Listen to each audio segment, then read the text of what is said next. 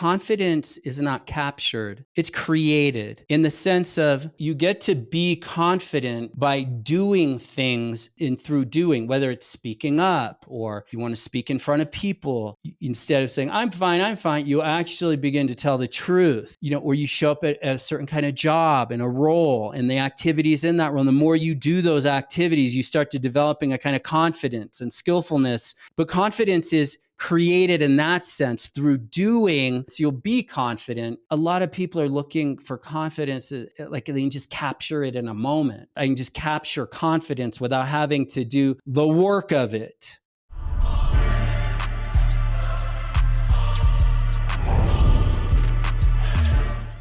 And this is a place where we can tell the truth, and the truth can be told, so that you can live into your potential, that you can live into an extraordinary way of being and living, so that you're not a part of default humanity.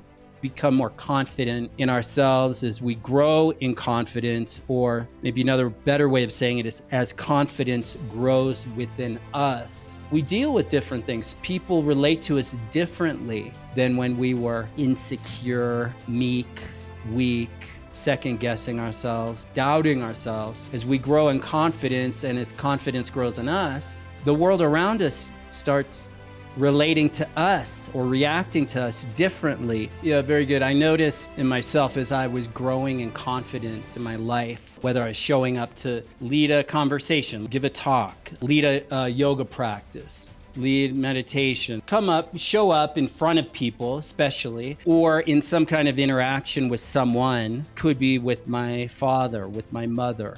So when I would show up in situations and my confidence was growing, one thing I was present to was in confidence, and in my newfound, whereas I'm discovering confidence, there's doubting less. Doubting myself less, doubt having less of a grip on me, not having to explain myself, not having to talk in a way that's like I'm talking down to people, because that's actually a form of doubt, because I'm afraid how they might react to me if I don't kind of dumb down and in fact doubt my strength. So as I start doubting less, there's a natural confidence. There's a natural kind of strength that comes through. The thing with people who don't have confidence in themselves, people who doubt, are the ones who go after those who have confidence. I started discovering that. I was like, the more confident I got, suddenly certain people would come out of the woodwork and they start kind of challenging you or questioning in a way of like getting me to doubt myself.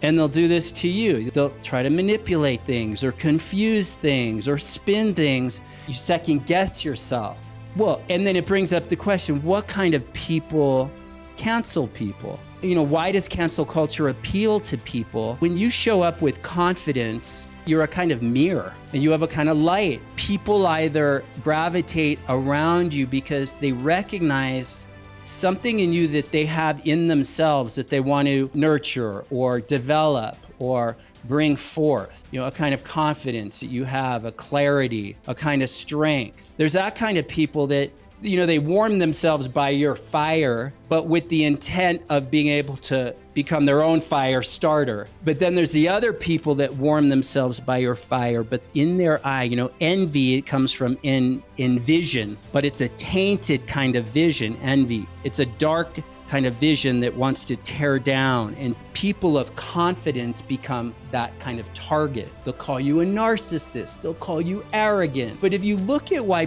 people what's the appeal of cancel culture? Well, hurt people, right? Hurt people hurt. They want to bring you down to your level. People project their dirty pain, resentment, anger, blame, fear, that's all held in, suppressed into a toxic brew. They project that dirty pain on others because they want others to feel that pain. Or we project love.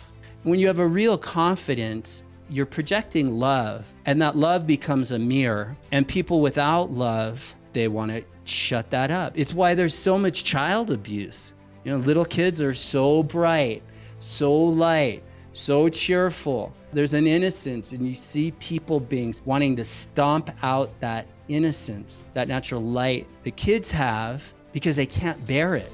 If they're full of dirty pain, they project it everywhere. They bleed it out, they vomit out this pain, dirty energy. You have to be aware of people are gonna come for you. They're gonna call you arrogant. All of that. How do I know my confidence is not arrogance? And I'd say trust yourself. Real confidence has humility within it, and you know the difference. You know the difference. Your conscience knows when you're being arrogant. It's confidence without humility. Like in my experience of having confidence and someone who has confidence, you just be you. You just be true. It's not really about like what other people think of you, or are they right, or am I right? It's like, what is right? It's not, like, okay, are they telling the truth? Am I telling the truth? Well, maybe just line yourself up to the truth. And the truth is just what's so. There's no doubt around that. There's no story about that. It just is what it is. It's just what's so. Rocks are hard, water's wet. But it's also this question of confidence. If you can be confused out of it, likely it's fake. Likely it is arrogance. It's a false power. Because if you're really in truth, like confidence, like true trust, it doesn't really matter what other people think. You can hear what feedback people give you, and maybe it rolls off you like water off a duck's back, and maybe, oh yeah, that's a good point. Now, is being harsh the same as arrogance? I say no. Maybe you need to polish your delivery a bit of like, okay, you're getting feedback, you're being too harsh. I know some regrets I have in the past is like being too harsh on people that worked with me or worked for me. I didn't handle that well. I was too intense, maybe just for that person in that moment, and not even about managing that person. I could see just how I wasn't so present. I wasn't so attentive. I somehow, brought too much force to a situation that didn't need it. Something like that. And I have pain about those moments, but through that pain, I've also learned,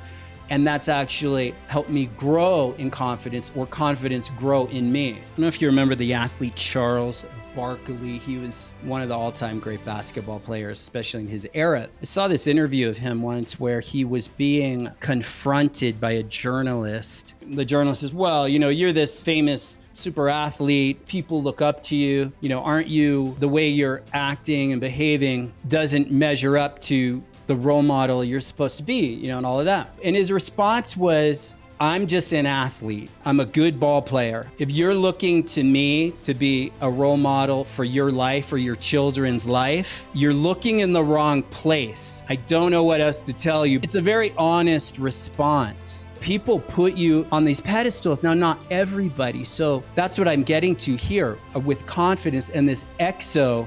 People that don't have confidence, that doubt themselves, they put these leaders or public figures or teachers or preachers, they put them up on this pedestal as these idols, and they impose this image on them. Stop looking for your confidence outside of yourself in these external forms, because you will forever be disappointed. In my experience, confidence is not captured, it's created. You get to be confident by doing things, where you show up at a certain kind of job and a role and the activities in that role. And the more you do those activities, you start to developing a kind of confidence and skillfulness.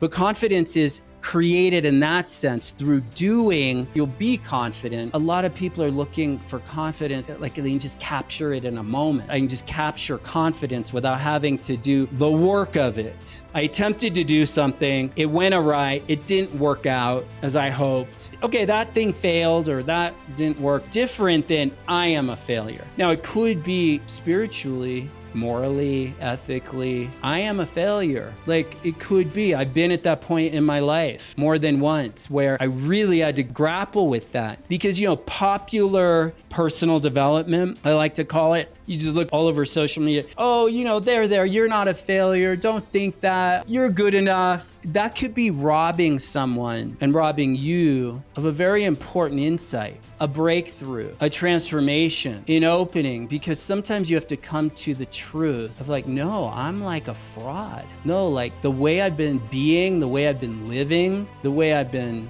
lying, cheating, stealing, pretending, hiding, covering up, blaming, projecting, extol, confidence, living. It may be that actually, no, I'm a fraud. I've been living a false life. It's failed. I've failed as a human being that I want to be. When you can come to the truth, and then right there, the opportunity for repentance, the opportunity for a true repentance, a forgiveness, but you lay down that old life, that fraudulent life or that failed life, and you pick up a new life. What you resist persists. So it's that resistance, whether in the form of resentment or arguing with the voice in the head, or it's just whatever's arguing is not you, arguing with the not you, and you're sucked into a world of resistance which persists. So when you sense someone is dangerous or someone's envious or someone's got, again, that dirty pain, trust that. Now you come from love, because in confidence and real confidence, there's the presence of love. So it's not about judging someone or killing them off, but be, wise as a serpent and gentle as a dove. Is that it?